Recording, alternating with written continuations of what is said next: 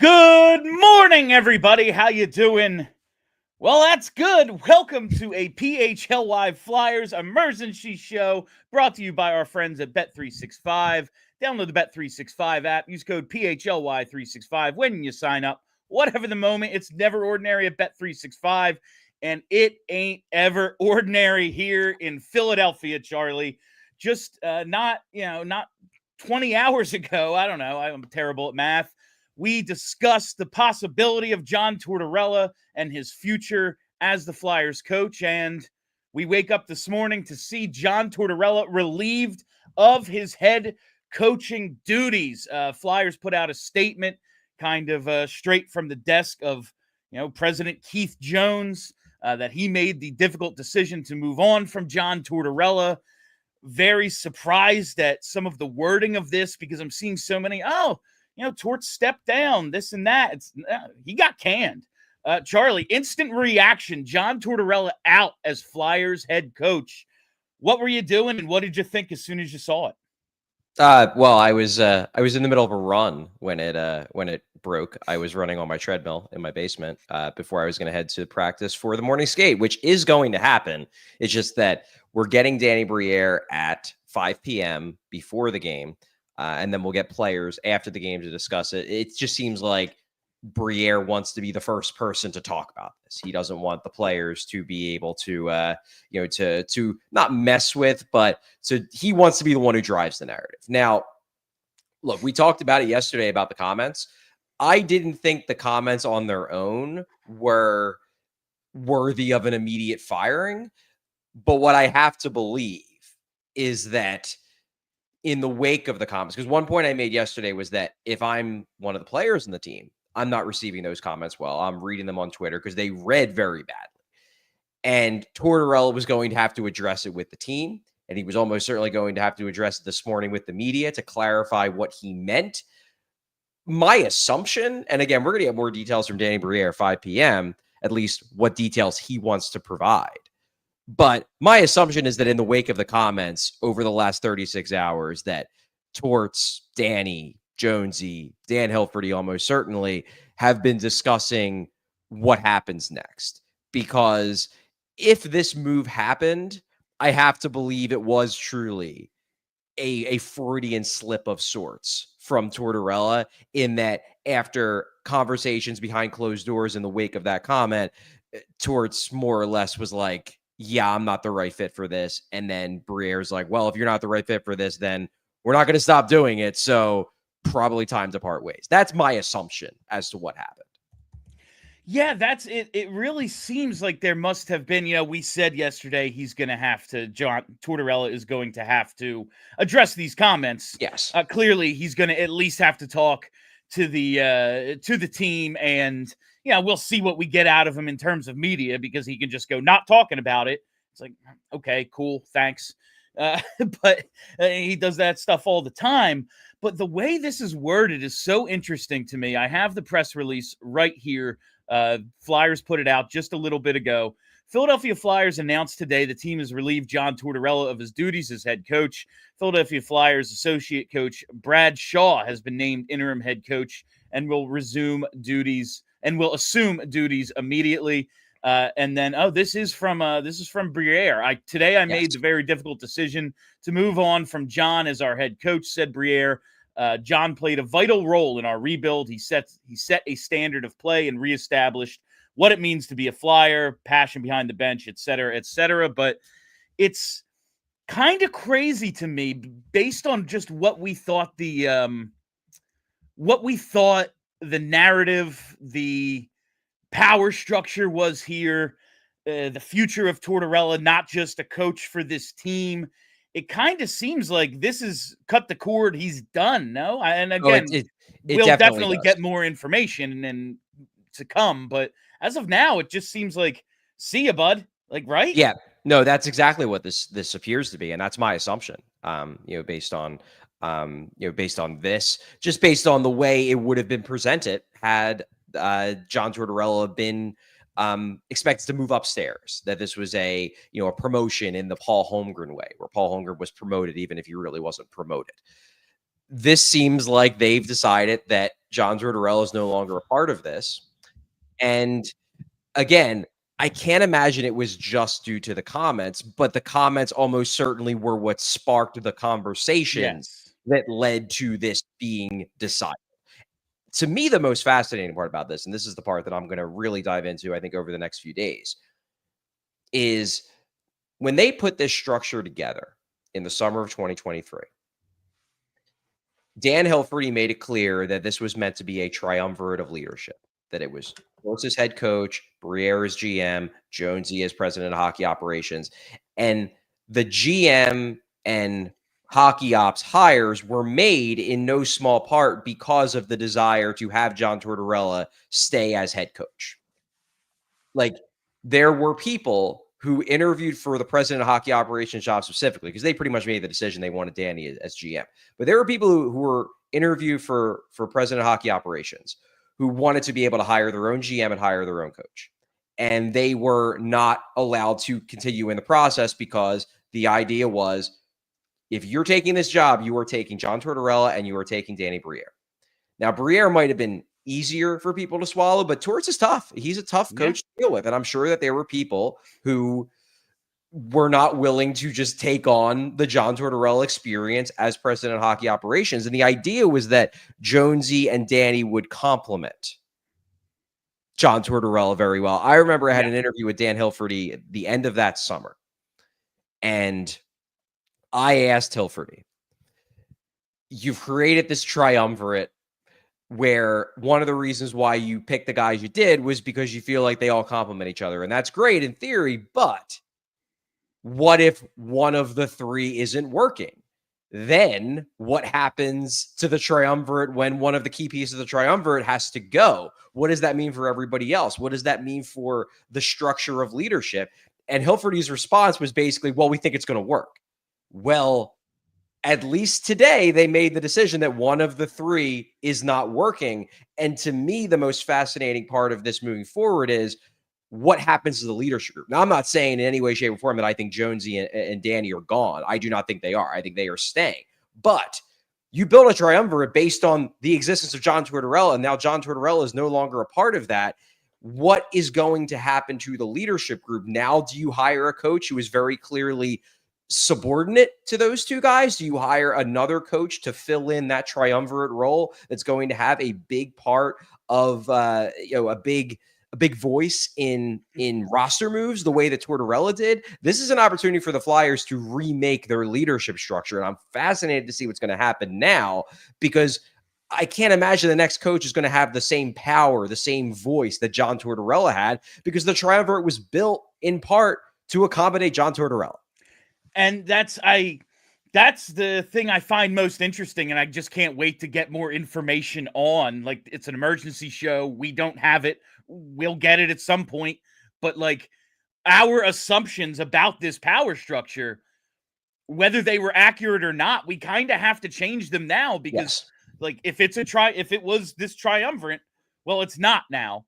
It's something else. And that kind of has to at least change our perception of all three, or at least one of the other two. Like, maybe not everyone is as safe as we thought. And I really wonder about this conversation as well, because obviously Tortorella's comments, I'm not interested in coaching a season like this, but I have to learn how, blah, blah, blah. Well, to be clear, he didn't say he's not interested in coaching season. He said he's not interested in learning how to coach. I'm not interested in learning how to coach Yes. this season where the games don't matter. And we remember last season, it comes down to game 82. A couple of years ago, it's, the games don't really matter, but we're doing this subtraction thing. We're kind of starting over here in Torts' first year. He knew what he was taking on, at least he said he did. And now we're at this place. Yeah, this falls on me. I'm not really interested in learning how to coach this type of season where we're at right now, but I have to do a better job.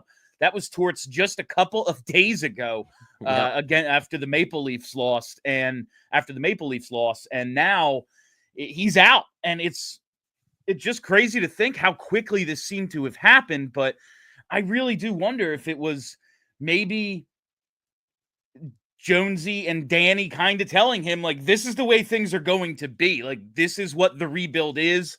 Maybe the timeline seems to be a little longer now than Torts had envisioned, because you see what is happening to this team. You see how far away they are when they match up with a team. You see all the stars, not even stars, just the depth of a team like the Maple Leafs, Dallas, these high-end cup contenders, like a realization that this is going to be a little while. And maybe Luchenko and Oliver Bonk and the guys they draft this year, along with Mishkov, obviously, are going to be more of the core of it than some of the guys we have here, which was always my assumption, that this thing would move a little more quickly. And if John's like, I'm not interested in learning how to coach a season like this. Now, he did said, I have to do a better job.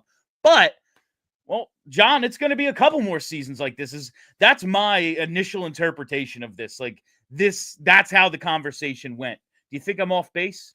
I think you're a little off base, and I think this is the reason why I think you're a little off base. I don't think the Flyers have designs on being nearly this bad next year. Now, they might be if their goaltending stinks and, all the moves they have planned this summer don't come to fruition. They could be real bad. But I think a lot of people look at how bad this team is now, and they're basically being like, well, they're going to be real bad again next year too. I'm expecting them to do stuff this summer.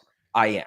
And I don't think the plan ever was to gun for a top 5 pick again next year. Again, that could happen depending upon how the team plays, how the new coach does, putting this team together.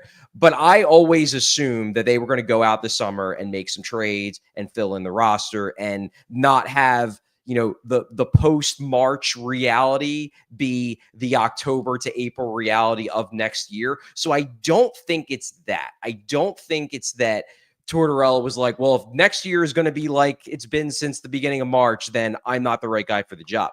But I do think it could have been that Tortorella basically was like, I don't know how to coach the rest of this season because this is not my area.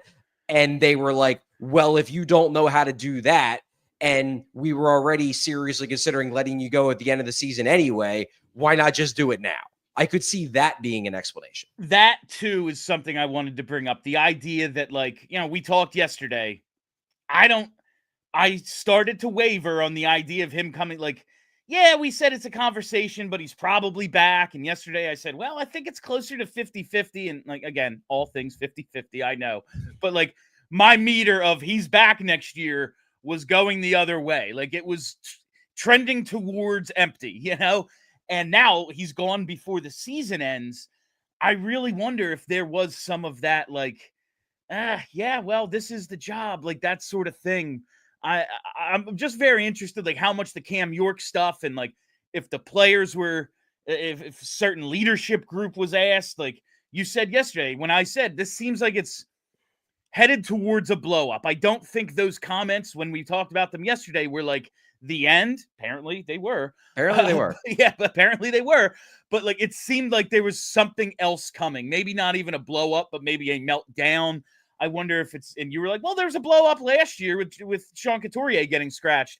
I wonder if the Cam York thing after, end of a road trip, like you said, you put so much on the other 5 defensemen that it's you didn't even punish Cam York. You punished Yegor Zamula. Exactly. That's who you punished. You punished Emil Andre in his 20th NHL game or whatever the hell it was. I wonder if that is part of it, and just if the players are like, dude, 9 more games of this guy screaming at us when we're just trying to get to the summer. I don't. So there's a couple things here. And by screaming, I just mean the mentality of the way he coaches. Not he's not, because he did try to put it on himself. That was the gist, it seemed, of his comments the other day, trying to I know that these guys are trying and we're putting them through so much and the losing sucks for everyone. So he's trying to deflect and put it on himself a little bit, but just the mentality of the coach for 9 more games if he's not going to be back next year. And that's really what I think the crux of this was we weren't going to bring him back anyway. Maybe the conversation happened early. John, you got a year left. Do you want to move upstairs? Maybe it's time. And he's like, no, I am a coach. This is it. I wonder if that's part of it. Could be. It's all very interesting. We're going to hear a lot of this from Danny because he's going to be asked all these questions. But going back to what you're saying about guys getting yelled at, interestingly enough, I actually got the read, and I was on this trip. so I can speak to this, very specifically from a firsthand viewpoint. I was getting the sense that he was very much trying. Now, not necessarily succeeding, but trying to pull back. The comments that he made the morning of the game that now will go down as his final game as head coach of the Philadelphia Flyers. He's talking about, cutting Owen Tippett a break because he's struggling to deal with the loss of his friends to a trade. And, that he might not figure it out in the next 10 games. And I have to tell myself that that's okay, because I think he'll figure it out eventually. Like, it did seem like Torts was trying to soften up and be, I guess the best way to put it would be understanding of the situation. But then by the same token, that night, he goes out and benches his top pair defenseman for 50 minutes. And I go back to the final game of the Dave Haxtell tenure, when the joke I made with the final game of the Dave Haxtell tenure, for those who don't remember, he benched Oscar Lindblom and it started Yuri Laterra. And I remember I made a joke, beautiful game. Yeah. that he died as he lived, benching good players for bad ones. And with Tortorella, it's, he died as he lived, benching the guy who he decided is like his, the object of his ire. The guy in his doghouse that he claims he doesn't have a doghouse. But, like, let's be honest, in retrospect, the Morgan Frost treatment, the in case of emergency bench Morgan Frost button, that just got a piece of tape put over it. And then Cam York got put on that, got written on that piece of tape. This is what Torts does. And even the Torts who's trying to be more understanding and trying to guide this team through, the final 15 games of a lost season, he still couldn't help himself from benching a first pair defenseman that he's annoyed with and putting an unfair load on the rest of the defensemen. And maybe that played into it, because maybe they're looking at it and they're like, he's trying to be warm and cuddly Torts, and he's still benching Cam York for 50 minutes. And then he goes out after the game and makes these comments about, I'm not interested in learning how to coach. And they're like, well, clearly you're not, because you're benching Cam York and you're putting everything on these guys at the end of a tough road trip. And that's not fair to these guys. Maybe that's part of it. I just, the idea that Torts doesn't have a doghouse, I'm just picturing like Snoopy. He's like, what doghouse? This is a fighter jet. Like, I don't know. That's just the image that came into my mind. But now Brad Shaw gets a shot for the final 9 games. He coached the Islanders for 40 games in the first year out of the lockout, his really only time behind the bench. I know I saw we got a lot of comments. Just Rocky's still here, right? He's gonna be hanging around at least for these final 9. It seems. It would appear so. I mean, they didn't announce that he was gone. They obviously announced that Brad Shaw, who in all of this, I'm very happy for Brad Shaw. I'm happy he's getting a. I don't know if it's going to be, an audition, more just, he's the guy who's got to guide them through these final 9 games. But at the very least, he now can say he's an NHL head coach for however long, it goes. But I'm happy for him, because he's a great guy and he's done a really good job. Say what you will about Torts, certainly say what you will about Rocky Thompson, but I think everyone would agree Brad Shaw has done a good job. These 2 and 3/4, 2 and 5/6 seasons. He's done a good job. So I'm glad he's getting rewarded. We are in the final 9 of an 82-game season. So 8/9, I guess. 7/8. Yeah. The idea, when you mentioned that Owen Tippett thing, it really made my mind wander to, like, even when he's being warm and fuzzy Torts, like, I know you can't react to social media reaction. Like, you can't make decisions that way. No, you can't. But it does, like, okay, Owen Tippett having a hard time with the loss of his pals, Scott Lawton, Farabee, Frost, etc. Like, you know what that comment's going to do on social media, though. Like, as unfair as it is, and no one said, like, they shouldn't have made these trades. John Tortorella, like, every time he brings it up, goes, and I know why we did it. Danny did the right thing. But you hear that, and the players, like, like, how people are going to react when they hear, oh, his friend got traded. Well, get over it. Like, if you were better, they wouldn't have got traded. It's like, well, no one says they shouldn't have been, but it is tough. But when you put that out there, it does open a guy like Owen Tippett up, who is having such a rough time this year. Just in terms of production, he hasn't been the guy we've seen in the previous 2.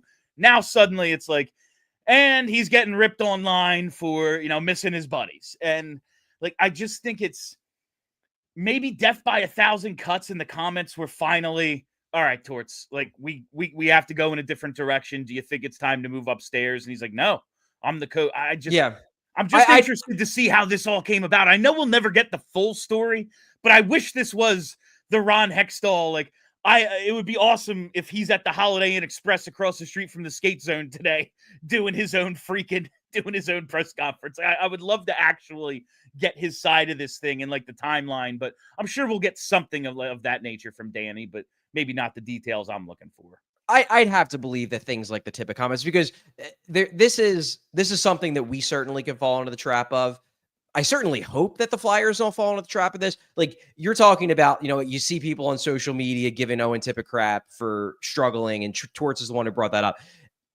We have to remember that social media isn't the world, and that just because people are yelling at Owen Tippett it's not even his mentions, but just like in the ether, that like that's really not that big of a deal in the grand scheme of things. And we can believe that it is because we're in it, but I have to believe that that is important. But now what does matter is how the players take things. That's why I was saying about the comments that were made at the end of the game, that like, I don't really care that much about what random fans say about it on social media. I don't think that matters nearly as much as like we want to believe it does, and certainly not nearly as much as the fans want to believe it does. But what does matter is that the players are on social media and they read the comments. And then, like, not the comments of the people, but like the comments of Torts. Yeah. Like, they read that comment and they're like, well, we already don't like this guy that much, and now he's saying he doesn't want to learn how to coach us in this situation. Like, we don't want to learn how to play in this situation. Think I want to play for you, jerk? But we're still doing it. And basically, Torts was going to have to do some serious damage control. And I said this yesterday in the room and also to the media today. And maybe they just ultimately decided that, like, what's the point? The damage has been done. And sure, you don't want to learn how to coach in this type of season? Okay, Brad Shaw does. Yeah, and now Brad Shaw will get his shot, and we'll have the whole summer, or at least the next few weeks, to discuss who takes over full-time behind the bench. We're going to have a coach search, I assume. This is going to be a whole thing. You're getting Briere at 5 o'clock today, so I'm sure we'll get a little more clarity. I just want to get back to the Torts comments first before we wrap up here. We're coming up on like 25 minutes. Yeah. Terry Murray choking situation.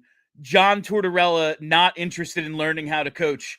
Which was more damning. Like, I really feel like this is kind of a return. We've joked so much that the new era of like the new era of Orange is getting back to kind of the way things were, with at least the mentality of Ed Snyder.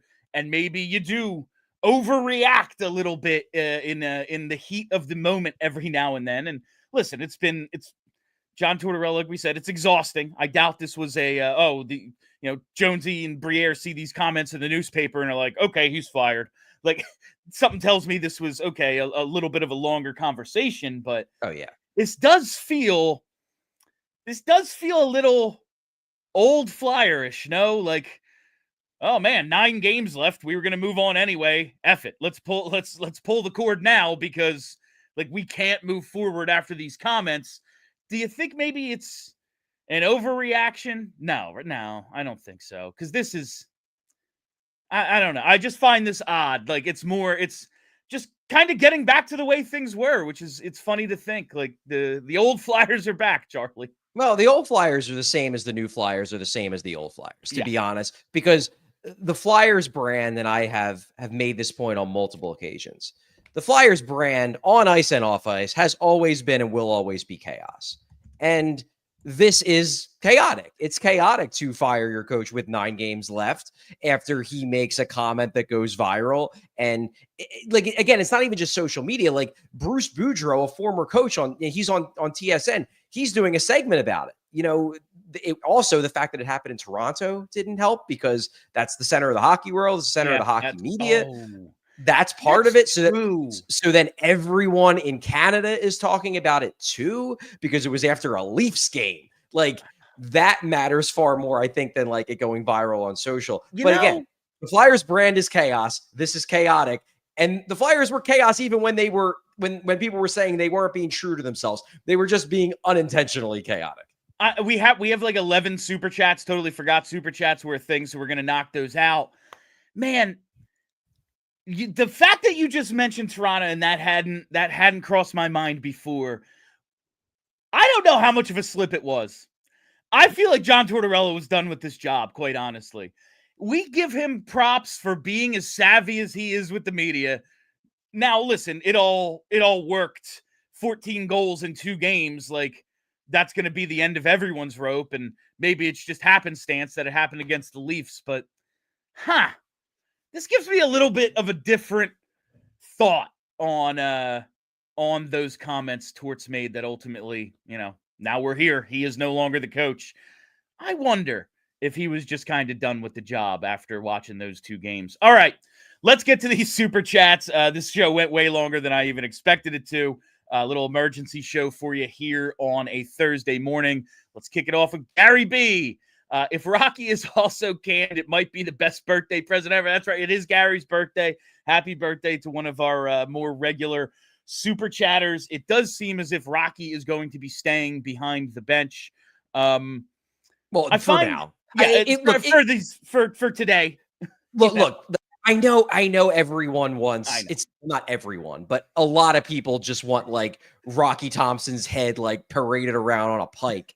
But like, if they were willing to fire John Tortorella, I would be shocked if at the end of this season, Rocky Thompson remains the guy in charge of the power play. Like it doesn't have to happen now, but if they were willing to fire the guy who in a lot of ways was like part of the 3 people running the show, I cannot imagine they are going to be like, nah, but we really need to stick with that guy coaching the worst power play in the team. Like, just be a little patient. Rocky will probably be, at the very least, not coaching the power play within the next few weeks.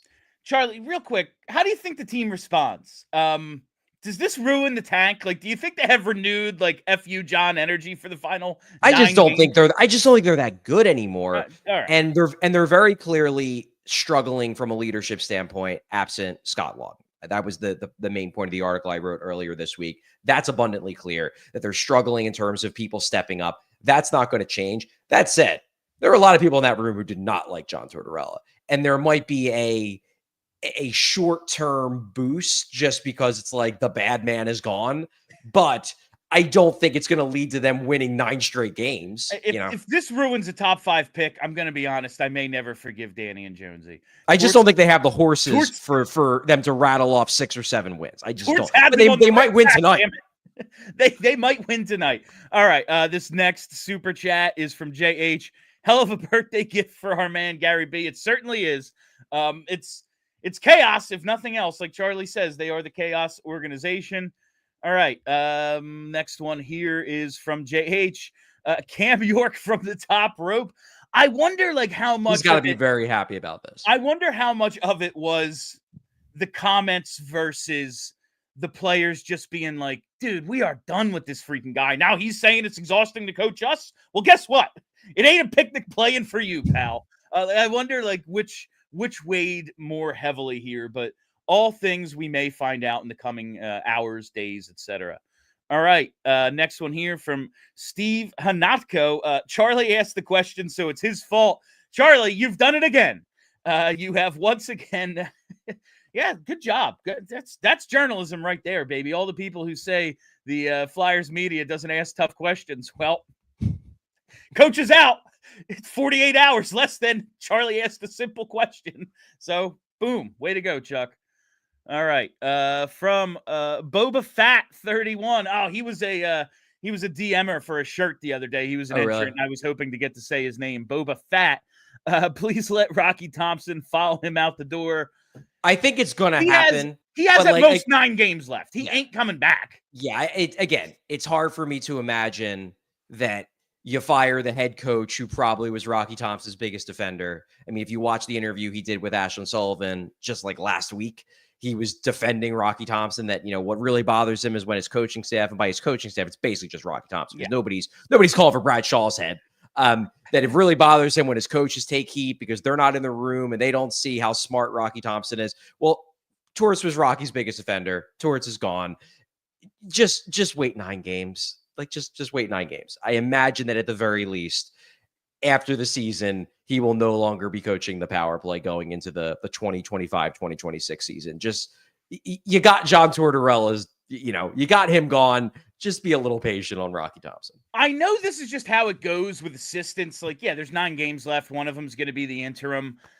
It's a little, these guys just seem so tied to John Tortorella, though. Like, no one's mind. Oh yeah, man. Like Scott Gordon, he's Elaine Vigneault's guy. Like, no one felt that. These guys seem so tied to him, and the fact Shaw in particular, yeah, because Rocky at least was like a new hire. Yeah. Torts was sold on him, sure, but he brought him in. The guy coached with San Jose before this.